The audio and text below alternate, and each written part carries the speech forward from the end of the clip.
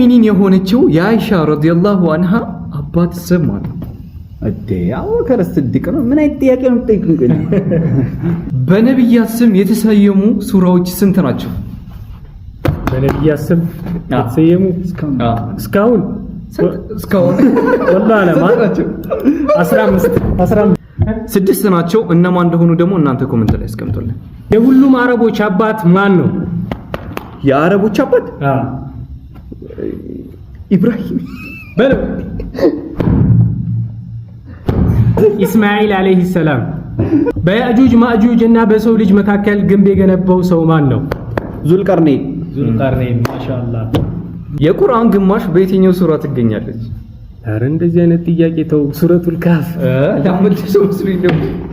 የረሱል ሰለላሁ ዐለይሂ ወሰለም የማደጎ ልጅ ማን ነበር? የማደጎ ልጅ ነው ወይ? የማደጎ ልጅ ዘይድ ቢን አልሐሪስ